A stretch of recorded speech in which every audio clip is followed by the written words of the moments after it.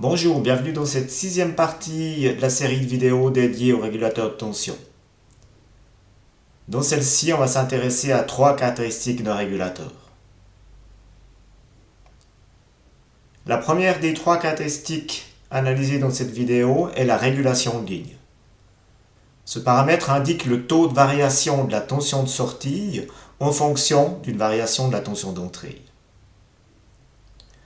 Pour ceci, on va utiliser le rapport delta U sortie sur delta U entrée. Donc la variation de la tension de sortie divisée par la variation de la tension d'entrée. On va faire fois 100 pour obtenir le résultat en pourcent.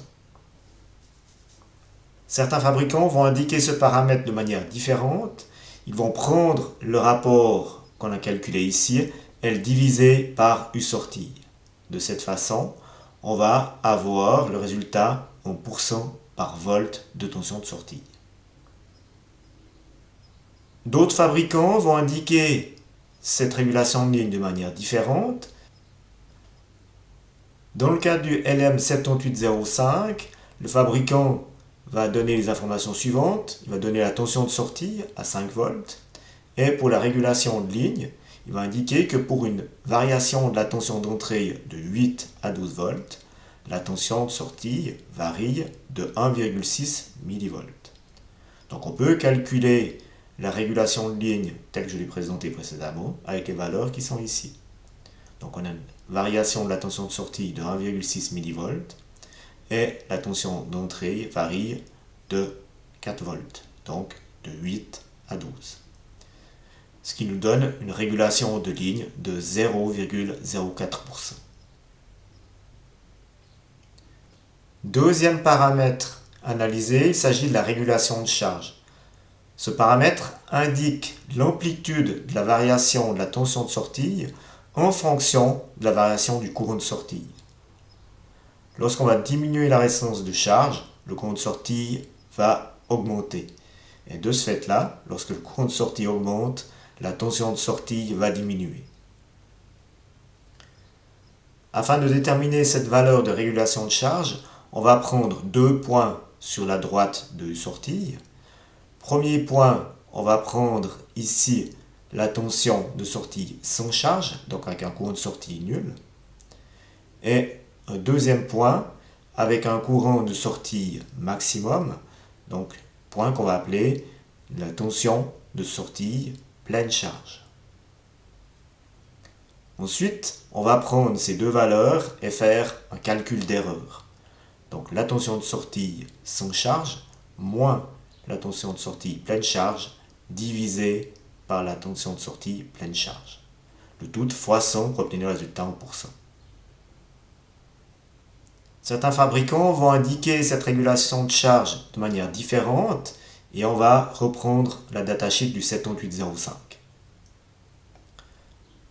Le fabricant de ce composant va nous donner la régulation de charge ici d'une manière différente. Il va nous indiquer que lorsque le courant de sortie varie de 250 à 750 mA, la tension de sortie varie de 4 mV. À partir des valeurs à disposition dans cette datasheet, on peut essayer de calculer la régulation de charge telle que présentée précédemment. Mais il va nous manquer certaines valeurs, donc on va s'approcher de la vraie valeur. Par exemple, il nous manque la tension de sortie correspondante au courant de 250 mA. Si on prend 5 volts typiques ici, on va remplir notre formule avec ceci. On va prendre les 5 volts ici qui correspondent à la tension sans charge. La tension pleine charge, on va se placer 4 mV plus bas que les 5 volts, donc 4,996 volts, divisé par les 4,996 volts fois 100, et on obtient une régulation de charge de 0,08%. Cette valeur obtenue est une approximation de la régulation de charge réelle, vu qu'on est parti ici du principe qu'on avait 5 volts à ce point-là. Troisième paramètre analysé dans cette vidéo, il s'agit de la résistance de sortie ou résistance interne de notre régulateur. Si on prend la source de tension de Thevenin équivalente à notre régulateur, on aura une source de tension parfaite, qui correspond à la tension de Thevenin, et la résistance de Thevenin, ou résistance de sortie, ou résistance interne, qui est ici la résistance série avec la charge. Cette résistance de sortie va créer une chute de tension entre notre tension de Thevenin et la tension de sortie. Afin de déterminer la résistance de sortie ou résistance interne, on va mesurer et tracer la caractéristique UR en fonction de I. Et on va trouver ceci lorsque I augmente, UR diminue. La résistance de sortie ou résistance interne est définie à l'aide de la pente de la tension de sortie, ici UR. Pour ceci, on va prendre 2 points sur notre droite UR et on va définir ici une différence de tension sur la charge, delta UR, et ici une différence de courant à la sortie, delta I. Et notre résistance de sortie est égale à delta UR sur delta I. Ceci a déjà été analysé dans le chapitre concernant l'analyse des sources de tension. Donc je vous laisse, pour plus d'informations, regarder cette vidéo. Lorsqu'on effectue les mesures visant à déterminer la caractéristique UR en fonction de I, il est intéressant d'effectuer la mesure à vide. Mesure de la tension de sortie sans charge.